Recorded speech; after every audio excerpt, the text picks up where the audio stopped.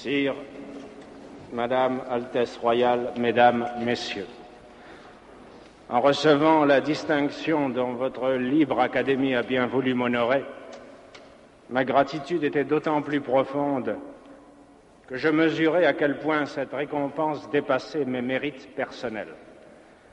Tout homme et, à plus forte raison, tout artiste désire être reconnu. Je le désire aussi.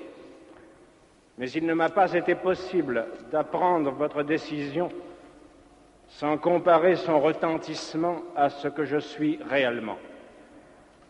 Comment un homme presque jeune, riche de ses seuls doutes et d'une œuvre encore en chantier, habitué à vivre dans la solitude du travail ou dans les retraites de l'amitié, n'aurait-il pas appris avec une sorte de panique un arrêt qui le portait d'un coup seul et réduit à lui-même au centre d'une lumière crue? De quel cœur aussi pouvait-il recevoir cet honneur à l'heure où en Europe d'autres écrivains, et parmi les plus grands, sont réduits au silence, et dans le temps même où sa terre natale connaît un malheur incessant? J'ai connu ce désarroi et ce trouble intérieur.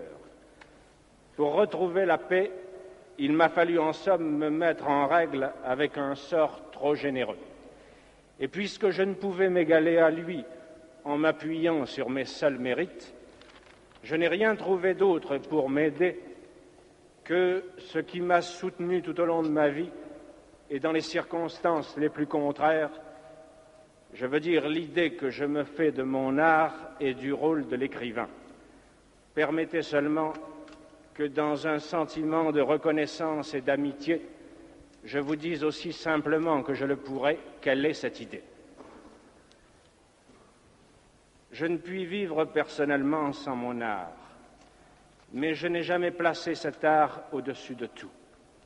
S'il m'est nécessaire, au contraire, c'est qu'il ne se sépare de personne et me permet de vivre tel que je suis au niveau de tous. L'art n'est pas à mes yeux une réjouissance solitaire. Il est un moyen d'émouvoir le plus grand nombre d'hommes en leur offrant une image privilégiée des souffrances et des joies communes. Il oblige donc l'artiste à ne pas se séparer. Il le soumet à la vérité la plus humble et la plus universelle. Et celui qui souvent a choisi son destin d'artiste parce qu'il se sentait différent, apprend bien vite qu'il ne nourrira son art et sa différence qu'en avouant sa ressemblance avec tous. L'artiste se forge dans cet aller-retour perpétuel de lui aux autres, à mi-chemin de la beauté dont il ne peut se passer et de la communauté à laquelle il ne peut s'arracher. C'est pourquoi les vrais artistes ne méprisent rien. Ils s'obligent à comprendre au lieu de juger. Et s'ils ont un parti à prendre en ce monde, ce ne peut être que celui d'une société où, selon le grand mot de Nietzsche, ne régnera plus le juge, mais le créateur, qu'il soit travailleur ou intellectuel. Le rôle de l'écrivain, du même coup, ne se sépare pas de devoirs difficiles.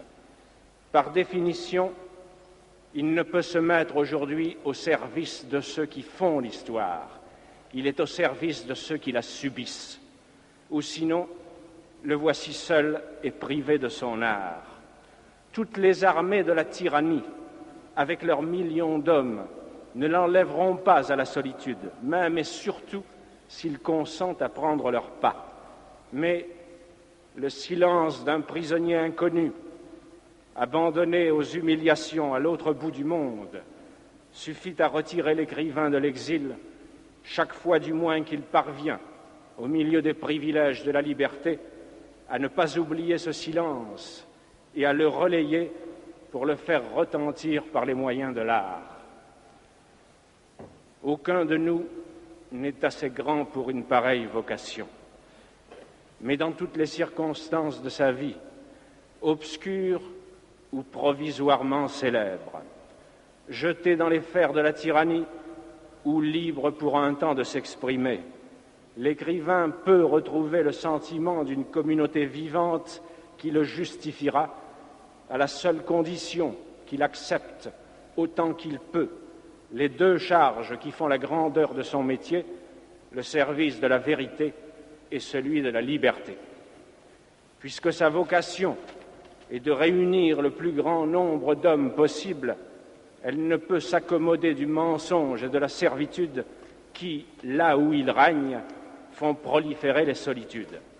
Quelles que soient nos infirmités personnelles, la noblesse de notre métier s'enracinera toujours dans deux engagements difficiles à maintenir, le refus de mentir sur ce que l'on sait et la résistance à l'oppression.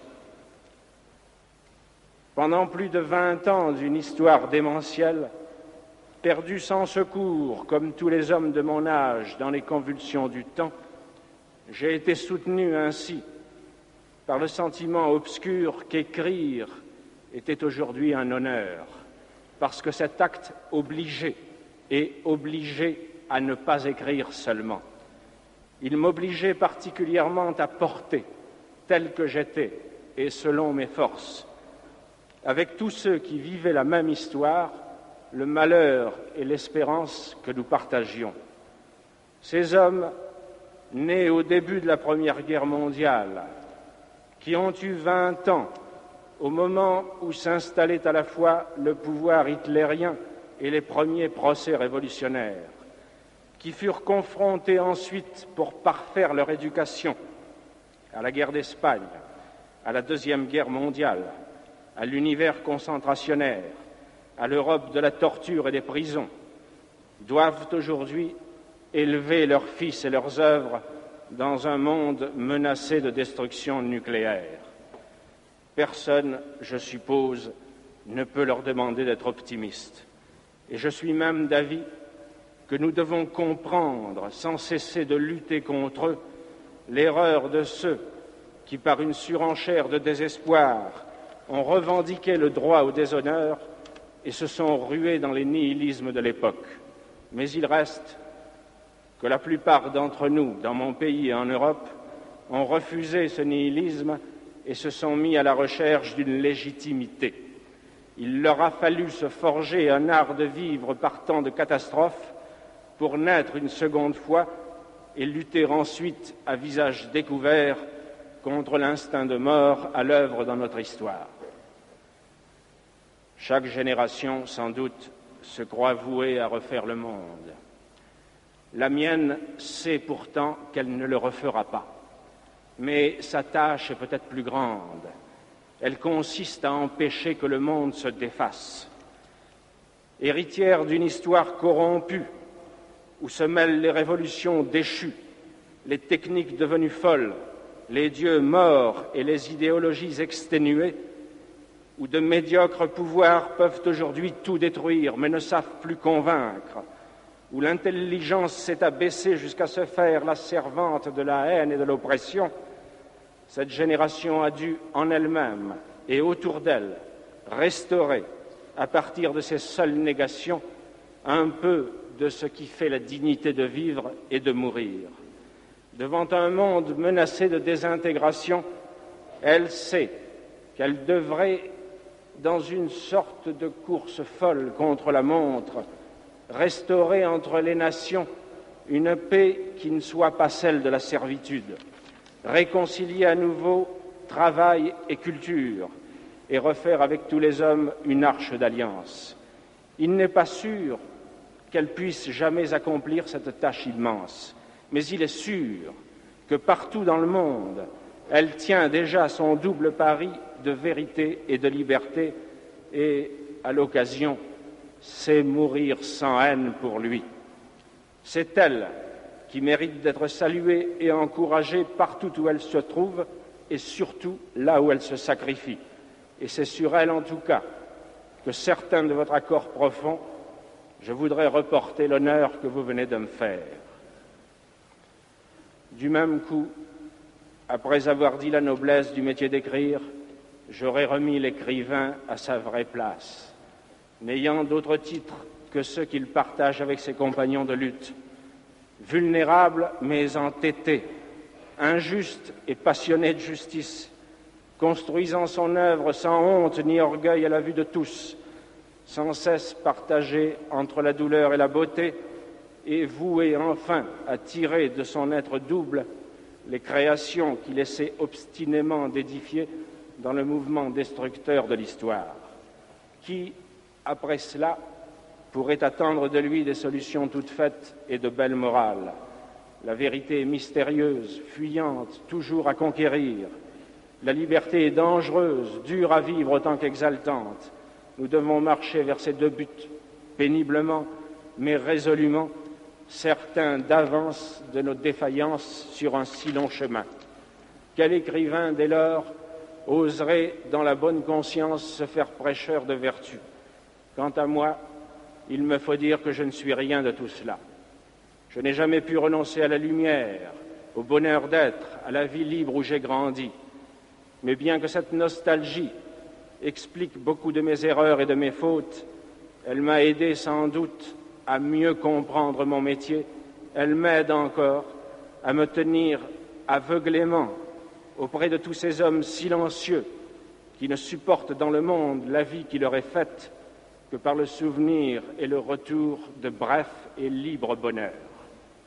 Ramené ainsi à ce que je suis réellement, à mes limites, à mes dettes comme à ma foi difficile, je me sens plus libre de vous montrer pour finir l'étendue et la générosité de la distinction que vous venez de m'accorder. Plus libre de vous dire aussi que je voudrais la recevoir avec votre permission comme un hommage rendu à tous ceux qui, partageant le même combat, n'en ont reçu aucun privilège, mais ont connu au contraire malheur et persécution. Il me restera alors à vous en remercier du fond du cœur et à vous faire publiquement, en témoignage personnel de gratitude, la même et ancienne promesse de fidélité que chaque artiste vrai, chaque jour, se fait à lui-même dans le silence.